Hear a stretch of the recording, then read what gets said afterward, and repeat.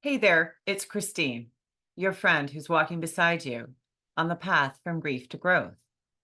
Today, I welcome Barbara With, a psychic who is focused on conflict revolution. What do I mean? It's so exciting. It's a new way of looking at yourself, witnessing your grief. We travel through her experiences with murder of her dear family members, work our way into her work as a psychic when it first came about, to how she has been working with this revolution, a witnessing of oneself, and how that has healed and brought healing to not only her own grief, but those to who she serves. Welcome, Barbara, today as we explore the world of grief from a different perspective and the abilities that we may have within ourselves. Take care.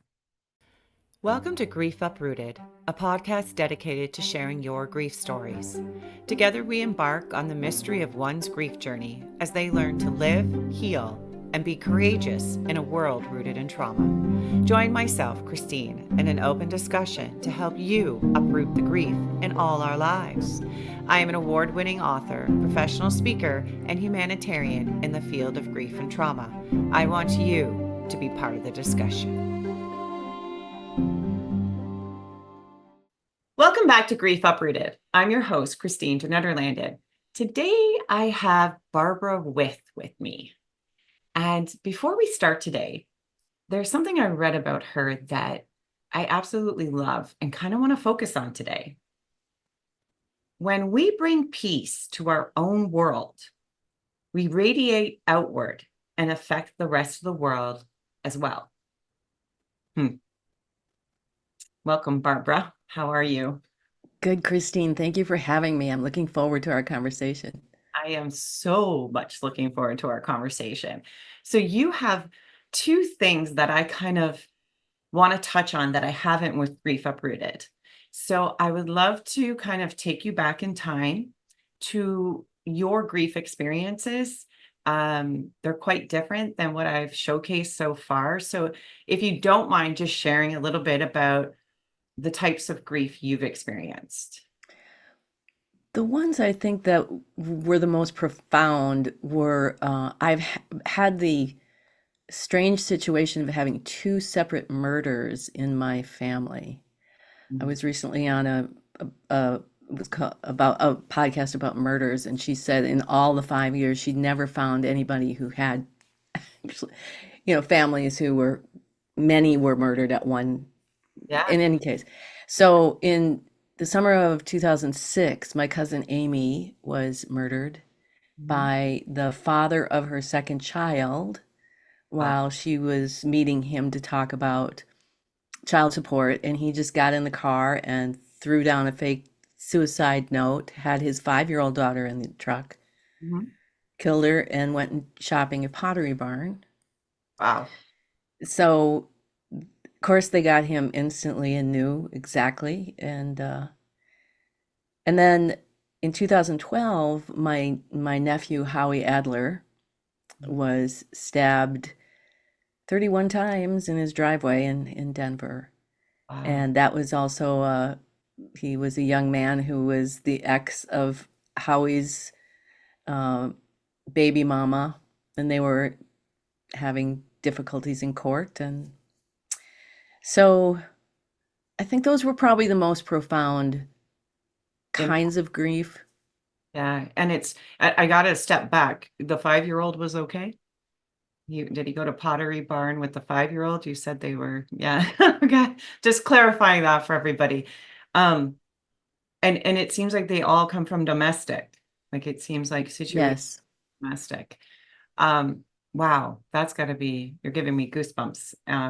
Because a lot of times that's exactly right. A lot of people who experience grief, it's it's a one-off. But to have it happen twice, you know, I just kind of like to go where I'm led. So, one of my questions that I want to ask you is, do you find purpose in that? Like, why do you think, is there anything behind that? Because a lot of times when people are dealing with grief, and I ask this because it happens in suicide a lot. where people are looking at why is this happening to me? And that seems to be a constant, right? And you try to help them through that. But do you wonder why murder? Well, I certainly did at the time of both of them. Uh, the first one, I think, was oddly, I would say, more impacting because I'd never been through it. Mhm. Even though the second one, I was much closer to Howie and my sister than I was to my cousin. But just the thought of somebody getting in the car and with a gun, and then he had another child that wasn't even their child. He had another child that was waiting in the truck. Mhm. Was so unfathomable to me. And I also, being that I am a psychic, Mhm. I had this reoccurring dream every night. And I would wake up screaming, "What about the kids?" And it would be like I described it as if I imagine what it would like when the plane flew into the World Trade Center and had a hole before it collapsed. There was this wind, I think, that blew through. And so I had this reoccurring, and it was so incredibly upsetting to me. It upended my entire, I questioned everything in my life and consequently made some huge changes. But why? Why murder? I think we all need to find that meaning. I have a pretty esoteric understanding for me of why, that it's a bigger picture that I'll never be able to answer. It's so true, so true. And so the second one um was your sister's son, so that's your nephew. Yeah. And yeah, that is hard to process. And I think that's why I really loved the phrase that you had, bringing peace to ourself, because I think that's a lot of us, and I know a lot of you out there that are listening, we often have people cast stones towards us, which is you should be healing, you should be, why is this happening? And this isn't going to happen to me because I'm good and I do everything I'm supposed to do. We all have this. And it's hard because you're like, yeah, why me? And then everybody in society is kind of pushing you to move forward, and there's that level that you're still carrying. So I loved reading about you and all that you've been doing, because it's like it's all about healing the self, and however that self comes about, and then we can affect others. And for me, a big focus is affecting the next generation and having them start talking about this stuff.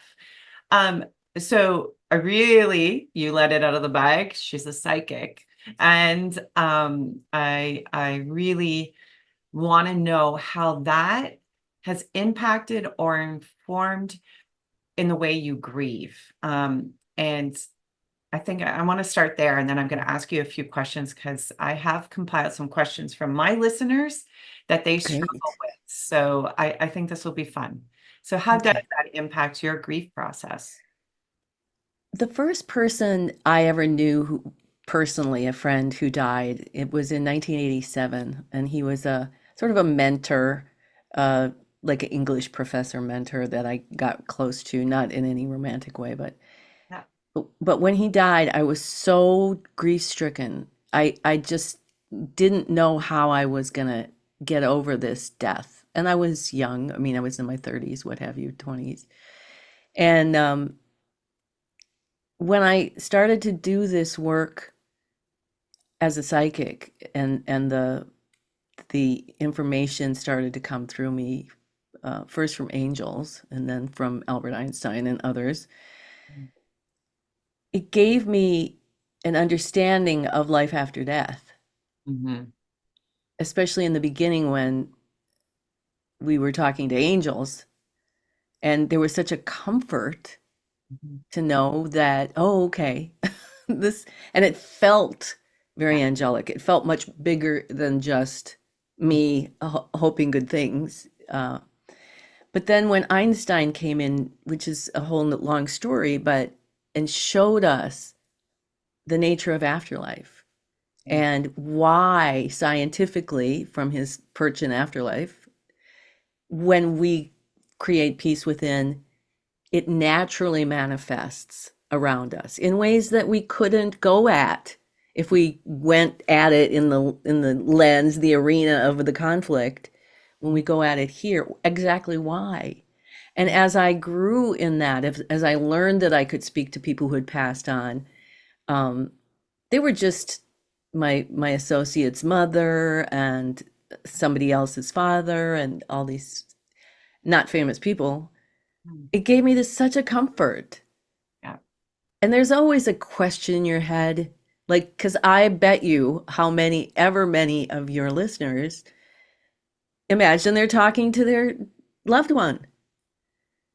And how many, if you could get it out of your head that that's just a crazy idea and then you're just making the whole thing up and realize that's really how the structure is. And if you look at religions all through the years, including Christianity, Jesus rose from the dead, came back and talked to everybody and said, you're going to do this too. So it really has colored the way that now at this age, when someone passes, depending upon, is it an old person who was going anyway? Was it a young person taken tragically? Was there suffering involved? I mean, there's all different kinds of relationships to it. But ultimately, as Einstein says, we're all going to the party. Yeah. Yeah. So, And I love that because you went right where I was going to go. People think you're crazy. And I have been in this industry for 24 years, and people always say, why in the world did you choose this? Why are you doing this? And my first experience of my brother dying, and he tragically fell over Niagara Falls Gorge to his death. And 6 months later, they thought I had bone cancer in my right leg. And I remember being wheeled into that operating room asking not to be woken up. And when I woke up and he said, you must have an angel watching over you, I will never forget the first time that I went, oh my God, who's that? And I was scared shitless. And I went, oh, I'm crazy. I've went crazy. And I started to try to conform to society and hide what my grandmother coined the seeing. And I always tried to hide this ability that I had. And I remember going to a Catholic priest and him handing me booklets on how certain prayers to cast this out and then he had prayers to bring it in. And he was like, this is something you should welcome. And so I always, you know, just really went with that. When I saw people, I, was able to go, I can connect to you. Um, and I finally, in my last book, wrote a chapter called The Gift of the Seeing, um, and had many experiences right down to aiding in 9/11 with a small group of children and having my own impact of that. Again, that's a long story, so I don't want to really take up time on that. But it was fascinating to me to be down on my knees, crippled in an old chapel in the mountains and think I'm hearing the most beautiful music and seeing the most amazing people and come out of that chapel in the morning to have somebody say, you play the organ beautifully. I don't know how to play anything. And I went, oh my goodness. And I went back in that group that I was running for young children for 9/11. And I had asked them the day before to bring pictures of their loved ones, sorry, to this group. And when I looked at those pictures and realized that I had an experience where their loved ones came to me the night before to say, you can do this. Thank you for taking care of our children. My heart broke.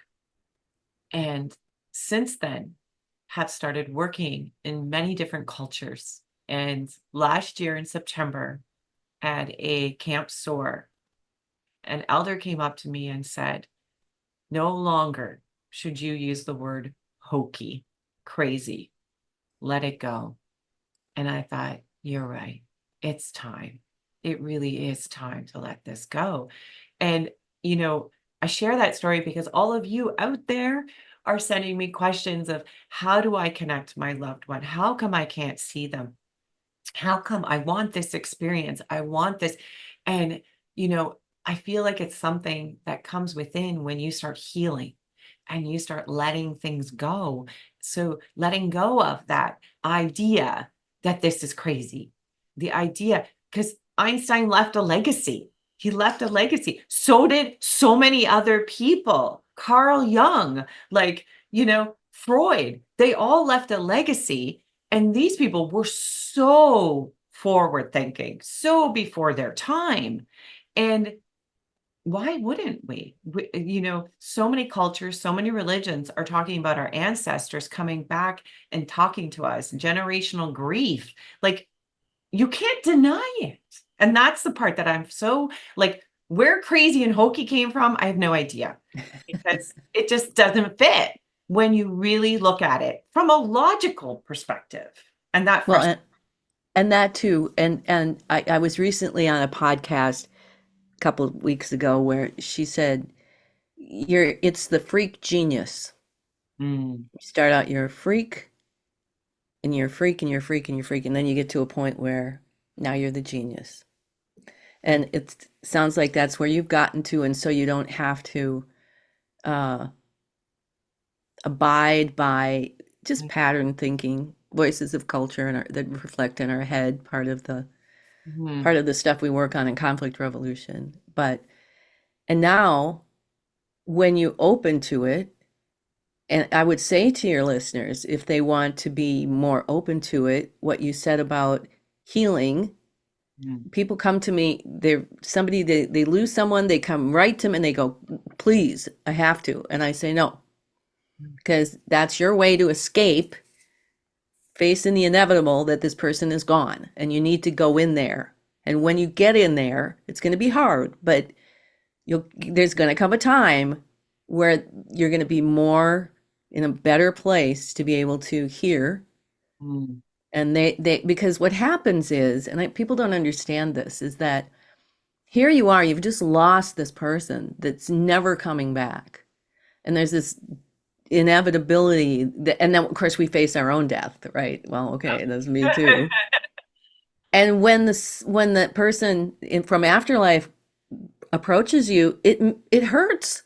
They're mhm, gone. mhm, So they step back, and then you feel like they're gone.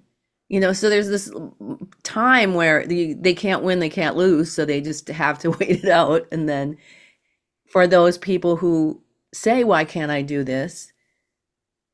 Get out of your idea that this is crazy and hokey. yeah. It is the place of imagination. So it does feel, every time I channel, every time I talk to anybody, it kind of feels like my imagination, but it's bigger than that. It's a Mhm, body feeling, yeah. something in your body that you just know. And as you work for your inner peace and start to pay attention to what you're thinking and how you're limiting yourself, kind of the shift starts to happen. And pretty soon Yeah. you got dead people talking to you all the time. Yeah. So true. So sure. So um I'm going to admit there's words that I kind of look at and go, what does she kind of mean? So when you deliver a unified field theory and maps of human consciousness from Albert Einstein, and you put, does this inform, I added, or suggest the ideal of life after death or existence of after death, like talking to dead people. Um, can you explain that a little bit for me? When I decided in 2005 that I was going to talk to Einstein just for his own little book, I didn't know, I had no idea what I wanted him to say. I just wanted to know what he was going to say. It was a 100-year anniversary of E equals MC squared. Mhm. And so I channeled 6 groups. I close my eyes and I talk and we record it and transcribe it. And I went to edit. And I felt like he was sitting right here telling me things like, okay, Google black holes. Mhm. And he'd say, take these 3 terms that are actually from the structure of black hole and put them over here on this map. So we're building this map of his unified field theory, how matter is manifest, Yeah. how human energy, human intention, interacts with energy to create matter. So he's, solving the mysteries of the universe. And he came through with what he said was a scientific, quantifiable definition of compassion with a capital C, not just compassion as we know, but a much bigger, broader, almost godlike definition of compassion as the fifth fundamental force of the universe Mhm. that's impelling the other four fundamental forces to create the physical world and the universe one step at a time. But we can't do that unless we have our human interaction with that energy. Otherwise, it's just the mathematics.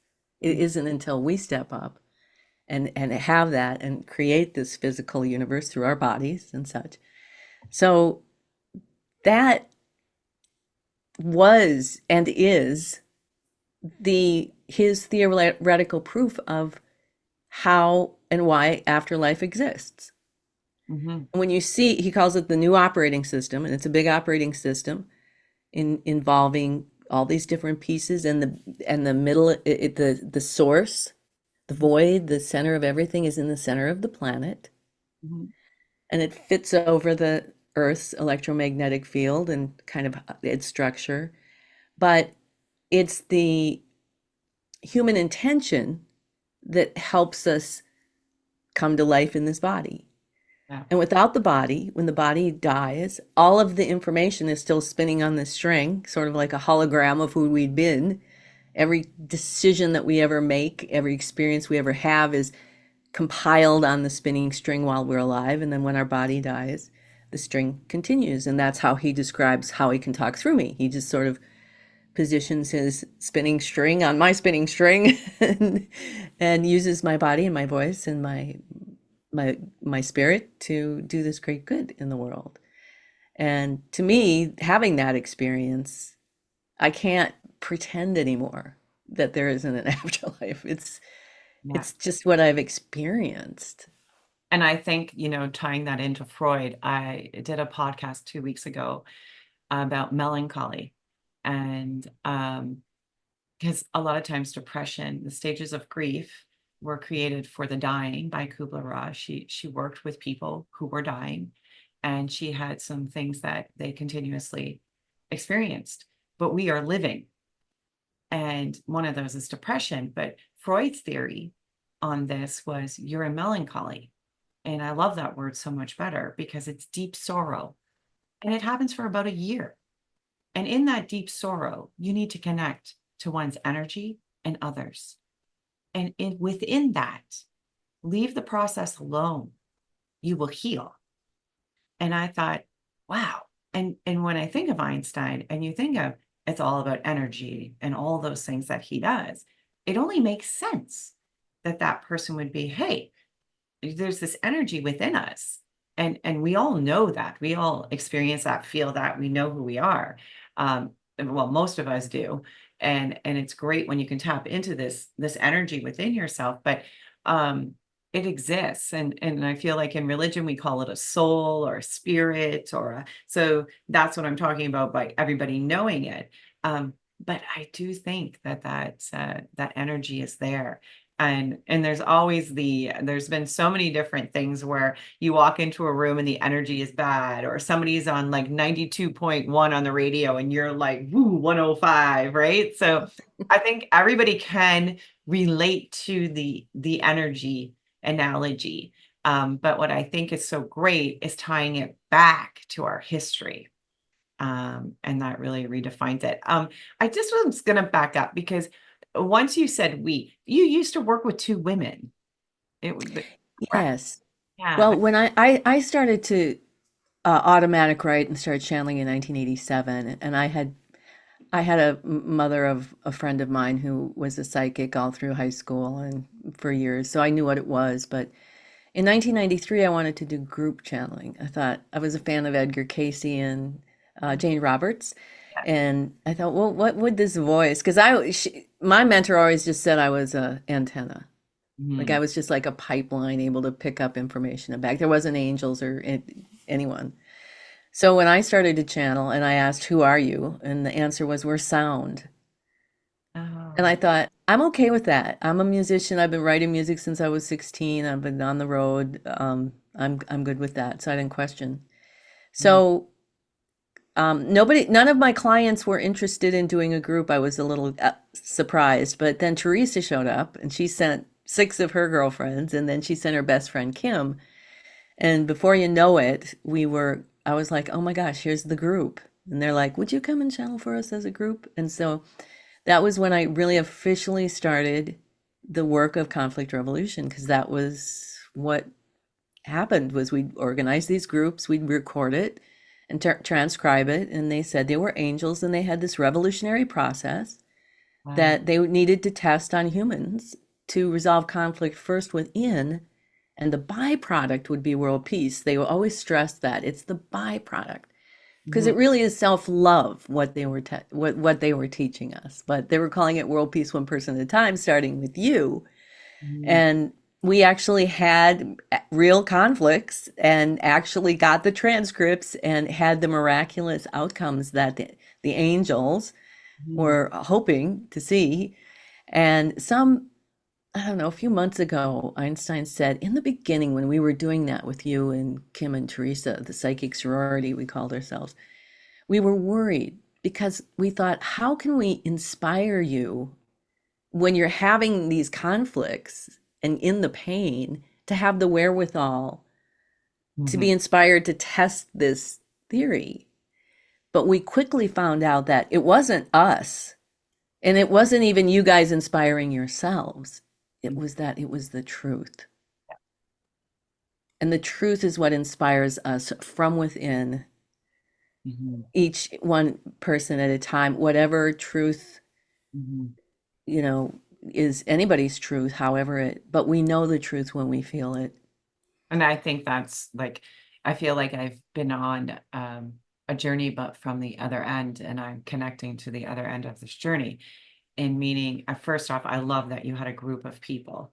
I firmly believe a group of people is how one heals. I don't feel we heal alone. Um, and a lot of times with pain, when people are in great sorrow and pain, they look at me and say, why? And I look, because you're shifting in life, and you need to go with this shift. And out of great pain, that's why it's grief to growth. You will grow exponentially beyond what you could ever dream of if you accept, if you sit and realize this is nothing to do with you. Nothing. You are in this world, you are this energy, and you know, it's horrific. It's awful. And it should not happen to anyone. Um, but death is part of it in awful, awful ways. And it's the hardest thing to grasp and move forward from. And I think with others, we can unify together, and that healing can come because there's that underlining energy. And I believe there are those angels, there are those people before us who are speaking, but we are in such a world of let's deny the truth. Let's go shopping. Let's buy the big house. Let's buy the fancy car. Let's do this. Let's deny, deny, deny. And then when grief hits, all that means nothing. It's the only thing in life that's non-discriminating. Doesn't care what color you are, doesn't care what religion you are, doesn't care how wealthy you are, doesn't give a crap about you. And it equalizes us. And at that point is when you go, what's the truth? And I've seen some embrace the truth, and I've seen some, me included, and I use a jar with a little girl in it that says, this isn't for me. I'm not ready. And I do believe that sometimes emotional denial is a process for our brain. And we need to emotionally deny that. And it's totally okay. And don't rattle the person's jar. And I think that's where they are. Um, but I just find this work so fascinating, and can obviously relate to it. I'm dyslexic. And for years, you talk about uh, what they classified you as. I was classified as an opener. when I worked with the Friendship Ambassadors and Lions International for 9/11 grief camps. And they were like, you have this unique ability to get people to talk, but having that challenge of being dyslexic, they often told me I had a comprehension problem. And when I went to go off to university, they asked me what I would like in exchange for aiding. I said, love to go to university, but no one will let me in because I don't seem to be that smart. And then once I got in and we did all this testing, they said you're superior in oral communication. And I thought, fascinating. And then I went on to work in that, and they said, and you're very dyslexic. Oh, explains a lot, doesn't it? And so, that's when you go, oh, I see the world a little bit different. And started to rely, and I've always relied on reading people because, the written word just never came. And as an author, oh my goodness, I have a wonderful editor. Um, so, but this whole, Well, go ahead. What were you gonna say? oh, I was just going to say one of the things that we always advise when people are like, why? Because it's a mystery. Now let's ask how. Mm, How? How are you going to get through this? mm, How are you going to feel your feelings? How are you going to be in the mystery? How are you going to make it one more step? I used to describe coming out of my trauma like I was pulling myself out of a hole by my fingernails. And mm, I'd get right up to the top and then I just slide back down again until that day. It was probably 4 months of this, or 4 years actually. I finally, I think I'm out of the hole. So, how are you going to inspire yourself? mhm, How are you going to make the most um,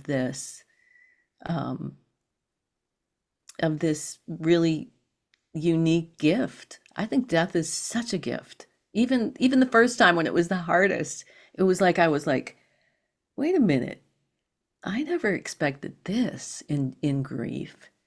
That I would get to touch so deep in my emotional self that I never would access if I was doing all those things you were describing. yeah, Where money and houses and even if you're living an austere life, yeah. nobody chooses to go into those deep emotional places where you can't deny it anymore. So how are we going to make the best of it? And death for me, I describe the same as a gift. And I know there are many of you that are listening that are grieving, and you're like, this is not a gift. You're both wrong. And I agree with you. It's horrific. And but when you're decades out, as I am, um, I I had these intimate relationships with people that were not sexual. And every time I use the word intimate, people go, oh, a sexual relationship. No, these emotional conversations and intimate, like I will never forget that person who shared their grief story with me. To me, that was an honor to hear that story and to have that connection and feel that energy go back and forth. And it's like, I know the next word that's going to come out of your mouth. And that person to look at me and say, it's okay, your physical body is responding to my story. Because I say to people, this physical body is going to react, but I can still stay intact. I can still talk through the tears, but I can't control the body from crying or reacting to the story you're telling me because I'm feeling it. And that's okay. So I that intimate experience with every one of the people I talk to or work with is what I think is beautiful out of grief, that they're going to a depths of within themselves they did not know existed. And that is such a strength within them. And I'm like, tap into that now for the rest of your life. Um, it'll be amazing. So many of the children I worked with from 9/11, um, when I went to Ground Zero and started working with those kids, they've all stayed in contact, and they have done miraculous things in their lives to change the world. And it all derives from that one event. And that one event was extreme anger. And, and extreme racism came out of that towards, the culture that attacked the trade towers. And it was like, wow, I can see how this happens. And how in the world do I, and being able to say, those people are crying too. They did not want this. This is a set of individuals. This is not a culture. And that's when, I saw the light bulb go on and I'm like, they are crying with you. No way, shape, or form do they want this. And, that's when I started to see this healing, and I started to see the connections and people reaching out to each other going, okay, this is a world tragedy. This is not just your tragedy between two countries. This is the world. Um, so impactful. So I guess one of my questions that I'm kind of interested in about is, how does that afterlife affect your grief? And do you get triggers from it, like you say, walking around and seeing all this? How do you control it from coming in and out? I think the experiences that I have had with afterlife have impacted how I process the grief. Hmm. So for example, my mother passed away in 2018, and she lived to be 96 and died in her living room, thankfully, because of me and the work that I did to get some help installed for her. So we knew it was coming, but it took about 3 weeks from the time that she really started to go downhill to the time she passed. So Mhm. she didn't have long to go. But when she died, it was one of the, I think maybe more than the murders, but Mhm. about that impact, that Mhm. I went right back to being 9 years old and unprotected now without her there. And so I had a lot of emotional stuff to work through. Mhm. And certainly I think losing your mother is one of the worst things anybody can go through. But we come out the other side, and it happens Mhm. all the time. But I was able to see her and my father, who had passed away in 2014. They were not together and not talking, but see them come together. And it was sort of like, I described it as watching them kind of sitting there, like just talking through stuff and having like my father go, I see what you're trying to tell me, Barb, Yeah. and having her. And so then I could see them sort of continue to evolve on a soul level. And whether it was just my imagination, what came out of it to me was watching these people heal their souls, and then finally being there in a really strong divine feminine and a strong divine, not all the trauma and turmoil and really dysfunction that I grew up with, but there they were. So if that's just my imagination, more power to me, I Mhm. think, Uh, because it's healed me and provided me with a closure from a lifetime of trauma. mm. And I think I love that you said that, because that's where I was going to go, is those experiences, people will say, it can't be real. It can't be. I shouldn't, it's my imagination. And I often think the same, because I have those same experiences.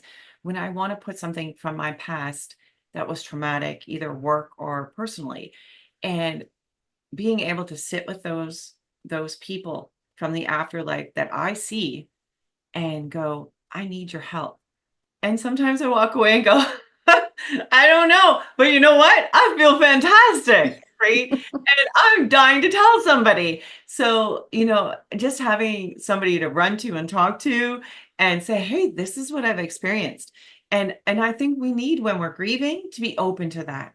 I encourage so many people, talk to your loved ones. Talk. Yeah, One day they may answer back. And that absolutely. might be, hey, go Google this. It might be, hey, write this phone number down. Follow it. What do you have to lose? Nothing, right? Yes. So I feel like you may grasp some healing from that. We interrupt this podcast for a dirty moment. My dirty moment is any time that I get triggered. I have to honestly say I don't get a lot of grief triggers, although I did just the other day going through some old stuff from my past. And I do always do the same thing. First of all, I start to feel and breathe because a trigger is an emotional sort of wake up call that there's this emotion coming. And then I really make sure that I get kind of into a witness of myself so that I can just make sure that I'm with myself, breathing, feeling, riding that wave, and knowing that this too will pass, and it always does. So I love that. I love that. Another thing you mentioned when we were talking was, um, and I often thought it was conflict resolution, but you're saying conflict revolution. What do Yes. we mean by that? Well, conflict resolution is kind of a familiar process where two people are under conflict and you have to talk in a certain way and you each have to understand each other and there's some kind of negotiation that goes on. Conflict revolution is this process that you administer to yourself. Mm, It's based on this map of human consciousness that Einstein delivered to me in 2005. And the work that I did with the psychic sorority, working on the transcripts from the angels who said they'd come here to give us this process for world peace, one person at a time. And they needed people to test mhm, their theory on conflict. So conflict revolution has come out of all that actual research and development. Then I started training it as a workshop and in nonprofits and such. So for 30 years, we've been training it, and it it is a process that you have to be willing to implement on yourself. It's simple. It's not easy to do always, but mhm, it's simple to understand. There's like four components mhm, of the map of human consciousness. We have intellect, which we think is in our heads, and intuition, which is in our hearts, and emotion in our solar plexus. mhm, And then we have a witness. And we set about every day to wake up, of course, all our gratitude, even in the worst of things, and then set about to set our intention. I'm going to watch myself today. I'm going to watch what I'm thinking. I'm going to watch what I'm feeling. And I'm going to try to see what intuition might be impelling me to do at any given moment. mhm, And in learning deeper the process of conflict and what each one means, because each human dimension, we call them three human dimensions, has its own purpose and function, sort of like your organs. Your heart does this, your kidneys do this, your intestines, you treat them all differently, but they all work together to create this system of human life.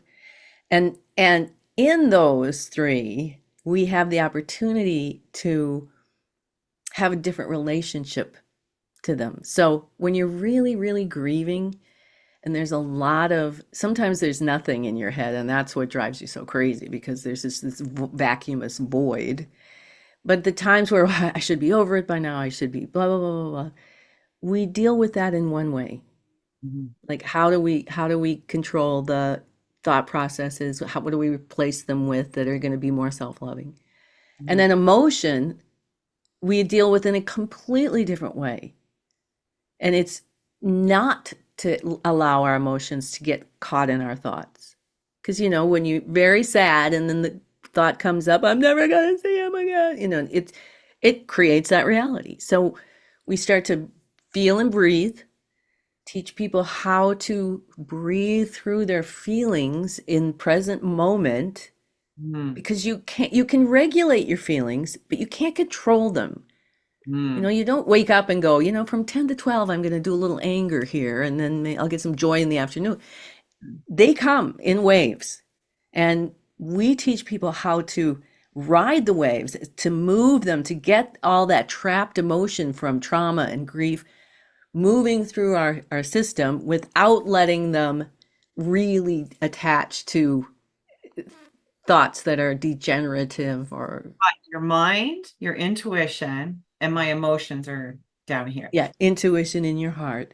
Intuition in my heart. So my mind, my intuition in my heart, and then my emotions are kind of around my tummy area. Hmm. Um, and the one thing with I think that really impacts grief is we're all looking for resolution. And what I love what you're doing is so many times we don't get resolution in grief. We don't get an answer. You can't resolve it and move on. So I love this concept of revolution because you're saying that I have the ability to control my mind, and to follow this intuition and to realize my emotions are here. I love how you've separated them for me because now I'm able to go, okay, wait a second. I did this thing that a colleague of mine asked me to do because I was quite struggling. And it was in recent events. It was like 2 weeks ago. And she said, record yourself, talk to yourself. And I went, why would I do this? And she goes, I don't think you hear yourself. And so I did. And I heard this little voice. And I was like, and I rewind it. And I'm like, why am I saying that to myself? And I was so shocked. And I was like, oh, I've got to do this every day. And I realized that the stuff coming out of here was bullshit. My language. I was like, what are you saying to yourself? And I thought, how come I can't hear that? So I love how you're saying, here's your mind, here's your intuition, and here's your emotions. Because I feel like my emotions are here. And Right, right. Everybody does. yeah, and just Emotion. you just saying that right now has helped me because I'm like, you're right. My emotions are actually in my stomach. That's why I'm an emotional eater. And so I never even put two and two together. So I think that just helps myself and listeners to go, wait a second, that makes sense. Emotions down here. So what's the witness? That's what I'm curious about. That see, and what your friend told you when you said to record yourself, this Mhm. is conflict revolution. So the witness is the part of you that when you get up in the morning, I always have my prayers of gratitude, and then I say, I fully intend, I am going to witness what's going on in my head, what's going on in my Oh, heart, what's going on in my solar plexus throughout the day. So that when you get triggered, because you were talking about triggers, you get triggered, there's an emotion that comes up. And then when you immediately, that's where you step into the witness and go, let's see what's going to come up. And then you can see what those thoughts are that you can't see when you're in your head because there's so much going on in that intellect. There's imagination, there's yesterday, there's tomorrow, there's every potential that you could think of. So you have to zero in on these definitions.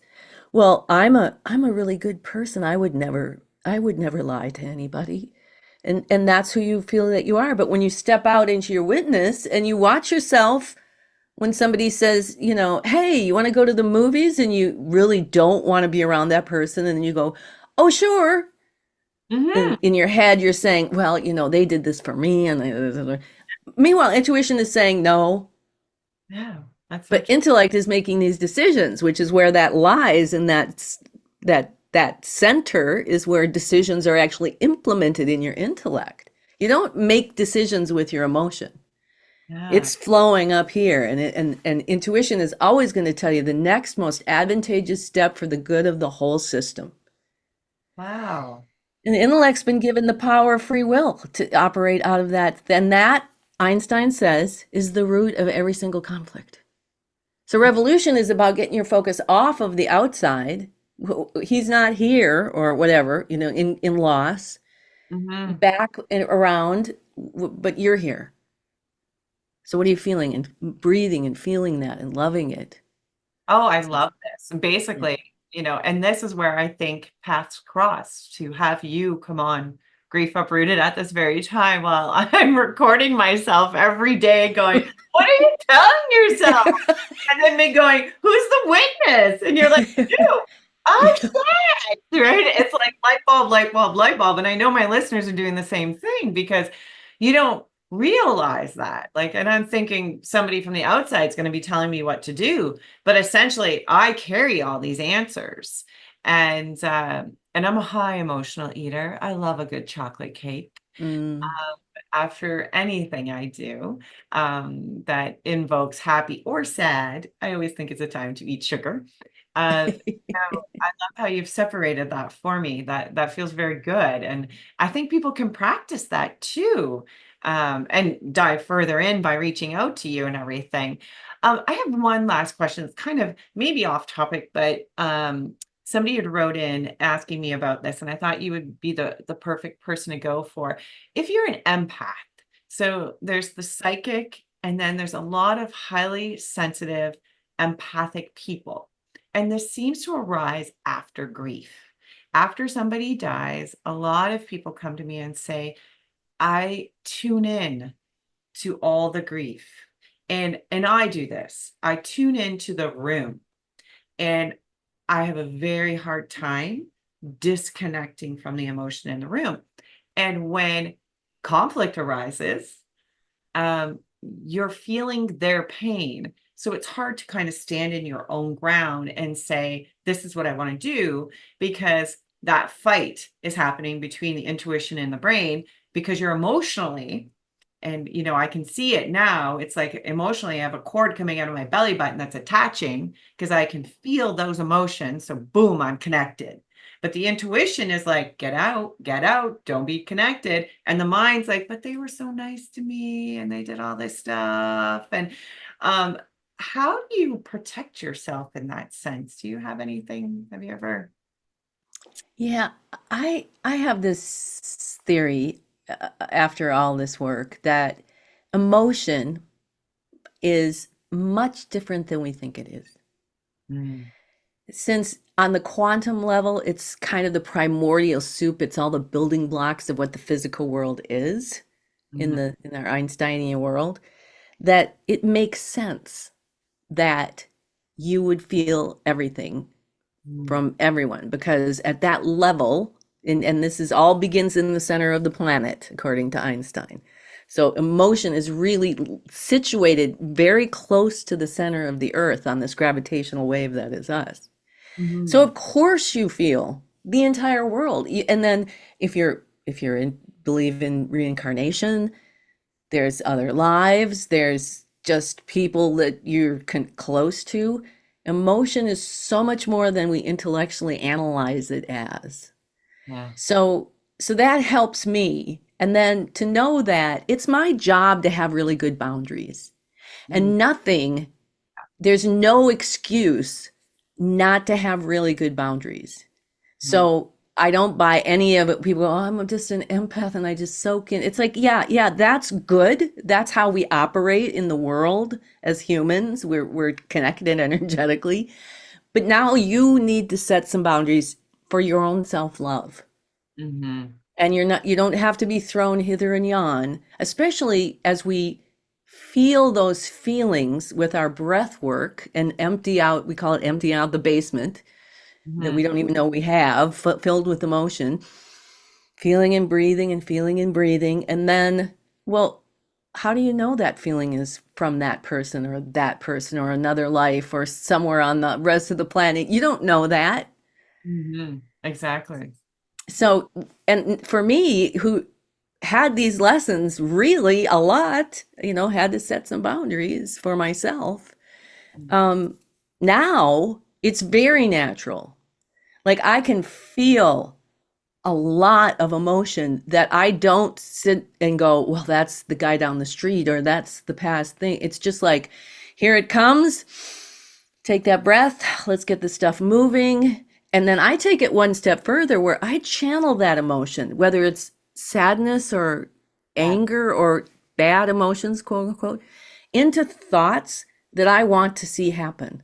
yeah, yeah, So whether it's for myself, I have intentions to bring this work worldwide so that we can all reach this time, or that I want world peace to break out, or I really have gotten to where I can channel that into that. And it's so exciting. I'm very excited for anybody who's listening, like you're piqued by it. These aren't new yeah. ideas. You know what all these pieces are. They're just put in this way that makes you go, oh, wait a minute, that makes sense. It does. It does. And what I love about it is A lot of times in my career, anger's, this, I know it's a secondary emotion. Everybody talks about that, but I think it's hurt I'm feeling by the world, by society, and by what happens. And when I got to a stage that I went, my babies are okay. And what I mean by that is my children are old enough to make decisions and be on their own. It's time for mama to say what she needs to say. And that's where Grief Uprooted came from. I said, enough of this, enough of hiding and not sharing what we should be sharing. No matter how you find that healing, we all find healing different. And so there's no one path or one right way, but there is some similarities that we're all experiencing, which I'm compiling into a book and having professionals like yourself say, hey, here's a chapter. Can you share your story on this? And it not be one of someone's personal story. There's a little tidbit of that in each chapter, but be one of how you can take this and move forward and heal.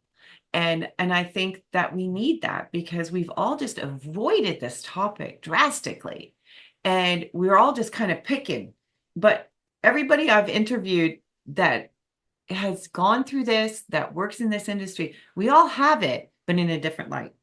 It's like that old analogy, we're all holding on to a piece of the elephant, right? And we all are saying the same thing. And just being able to tangibly put that down for the next generation and the people presently to go, hey, this is what's going to come. And these are some suggestions from a variety of different ways to walk this path. And guess what? You got to walk it. And in the end, you will grow exponentially. You will see things you never thought you'd see and never thought you had the capability of. I think that is what's so exciting about the work I do and the work you do. Um, and go ahead. I can tell I you. was just gonna say I think the watchword for that is compassion. And this is our lessons anyway, for starting with ourselves. Mhm, How do we have compassion and self-love for ourselves? But when we get to that point where we're starting to really articulate mhm. after not speaking up and finding our voice, if we can, to the best of our ability, strive to say things with compassion, So true. and then the truth, the truth is going to be the truth. Hmm. And the truth will survive skepticism. Hmm. I think skepticism is a healthy thing to have because truth will survive it. Yeah, that's so true. That's so true. So, in closing, I'm just curious, do you have this occupational hazard where you say you're a psychic and everybody says, oh, can you read me? I find Yes. when I'm out and I say I'm working death and dying, people are like, they start telling me everybody who died in their life. And then they ask me all these, and I'm like, oh. And I remember one time being I was out to do a keynote speech and my secretary was with me. And I said, don't tell them what we do. Don't tell them what we do. Because we were out for dinner and having a couple drinks. And she told. And I went, oh. And she's like, but now they're going to tell us everybody who died in their life. And she goes, what? I love it. But I also just wanted to drink. I just wanted to have my one glass of wine. That's all. Right. So, yeah. And so how do you deal with that? Like, how can people, like, do you find that it just comes to you with, like, is it something you can channel and tap into instantly, or is it something that just flows? I think when really started to develop the gift where I would hear voices say, you need to get this to my daughter who's going to be over there, from people who had passed on. Um, I I was picking up like everything. Mm-hmm. And then I came to a point where I realized, I'm not just here to do the bidding of all of you dead people who want me to get messages to your loved ones, or vice versa. And you can come to me for a reading.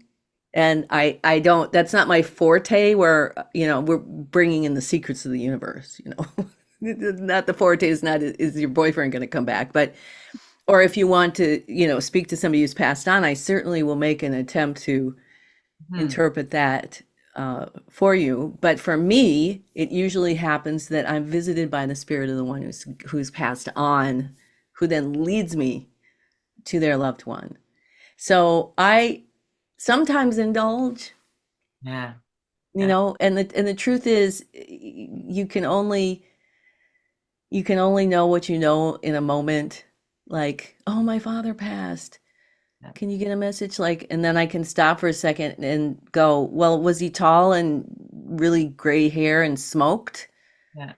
And then we can have a conversation. But I'm like you know, I'd rather do it in a place where it's really just you and I, Yeah. and it's meant to be, Yeah. and otherwise you can talk to him too.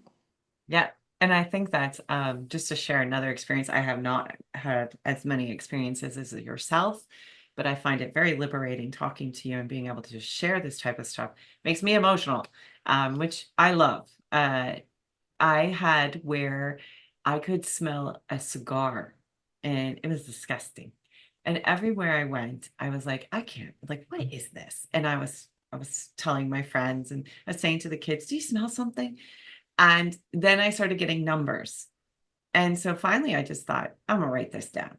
And the smell would come and the number would come in my head. So I write the number down. And it was getting to the point where I was like, okay, all right, what the heck is that? And I just started talking out loud. So the name Oi Oi came in my brain, and I'm like, what? So I thought, I got nothing to lose. I'll continue this conversation. And as time went on, the name Stephen came through and all this stuff. And I eventually got a phone number. So I dialed it.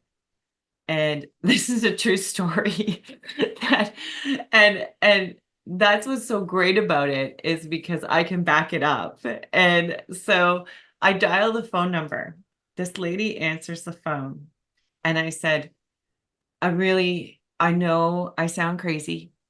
I said, I work in the field of grief and I was told to dial this number and the name Oi Oi. And this lady starts crying Oh and no. she said, that is my husband who passed away a month ago. Yeah. Oh, oh my I gosh. was like, what? And she goes, I'm in Niagara Falls. Oh, she goes, where are you? St. Catharines. My brother died in Niagara Falls. So, um, as time went on, I said to her, who's Stephen? She goes, oh, he was in the army with Stephen. He was his best friend. So then I get invited to the wake in Niagara Falls. And Of I'm course like, you I did. don't even know these people. So I show up, this beautiful lady, and she says to me, to her daughters, she goes, this is the lady who's been talking to your father. And I'm like, oh dear. And so then I was like, whoa. And then I saw photos and I was like, oh my goodness. And it was like I saw Stephen, I saw Oi Oi, and then they sat me at a table. And it was the joke because the whole time the light bulb above my head kept flashing. And then they put me at a table, and I brought a family member with me, with people I actually knew. And I was like, and they were like, we go to your truck store all the time and buy truck parts. And I'm like, because I ended up buying my father's corporation. And I was like, oh my goodness. And it was a surreal experience, but one I followed so that I could say to myself, I'm not crazy. And that's exactly what I did. So I often look at people and say, I'm not capable of saying, hey, here's your loved one or whatever. But I do wake up at night and go, whoa, who's that? Or I do have these experiences. And I've had to learn the boundaries. I've had to learn that don't emotionally connect, keep your space for your own self. And that very thing you're talking about, revolution, that witness your own pain. I think that is such a huge message I'm getting out of listening to you. Like, witness yourself. And I think by far the hardest thing to do, but the most rewarding and gratifying experience you can have is by stopping. Absolutely. That's an amazing story. Yeah, it scared the shit out of me, but I'm so glad that I walked through it because it's truthful Yeah. and it's real, and nobody can take that from me. Yeah. So Truth is truth. yeah, and I had to follow it through, and I did have those thoughts of, I must have made this up. I must have saw the number somewhere. I must have did this. I must have did that. But Yeah. in that room in Niagara Falls and just look up and go, you've got to be kidding me. Really. Got to be kidding me. And the whole time it turned into such a camaraderie with this individual with Oi Oi because I'm like, seriously? It's already bad enough. I'm standing out here and your kids are talking to me and everything. You got to make the light bulb go on and on. And you could just feel that energy. And I thought, and that's what's really attractive when you talk about Einstein. I know that a lot of people may think that's crazy, but that's energy. And it's Yeah. right. So Well, and it's why I called the book Imagining Einstein. mhm, Because when I wrote that book, I published it in 2006, and I'd just been probably several years of talking to him and still being like, really? Is this gonna be? good. Um, and I say it in the book. It feels like I'm imagining him sitting there and I'm listening to him and I'm saying it. And if you think it's just my imagination, that's fine. Feel free to believe I just made the whole thing up, but read it Yeah. and you tell me what it says to you because I'm perfectly willing to say I just made the whole thing up, even though I know that's not how it happened. But that just makes me brilliant. Mhm. But that's not how it happened. So you read it and you tell me, and then we'll go from there. Yep. And I think the point you're saying is I'm not here to prove that I'm right. I'm here to give you a path to walk down that may help you heal. Yeah. And that's it. There's no right or wrong. And I think ego is put aside in this area big time because grief just does that. I think you're here to say, I'm trying to offer a path and I hope it brings you healing, right or wrong, however that is. So if people wanted to learn more about you, please share your website. Okay. Barbara with BARBARAWITH.com.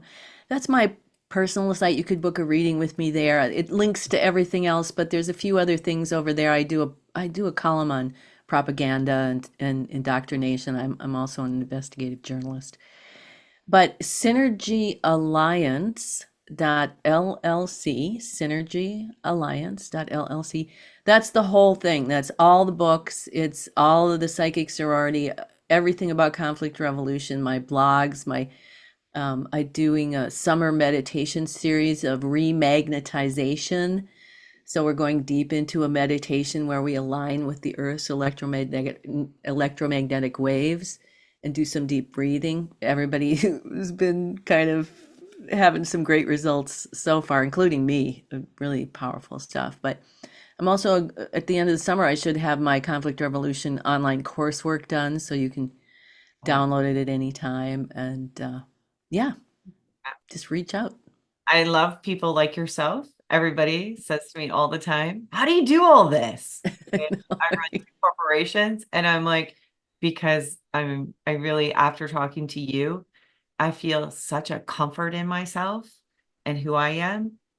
Because when you're witnessing yourself or that revolution you're saying, um, it shows you that you don't need to be in one box. You don't need to just do one thing. You can do multiple things. And when these things are things that help you grow and kind of give you all this energy, you can do multiple things and it not bother you. My day entails so many things, and people are like, oh, how do you do it all?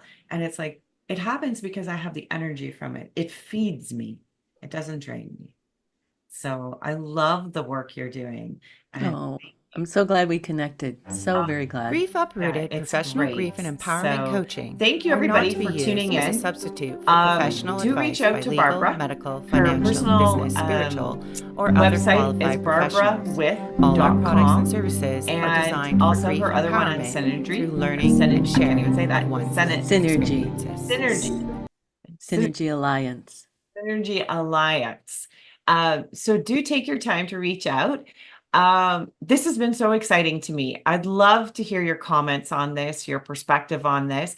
If you want Barbara to come back, let me know. Love your questions. And maybe we can do something a little bit different that may answer your questions. Yeah, so as usual, thank you for tuning in. And it is only together that we grieve and only together that we heal. Take care, everybody.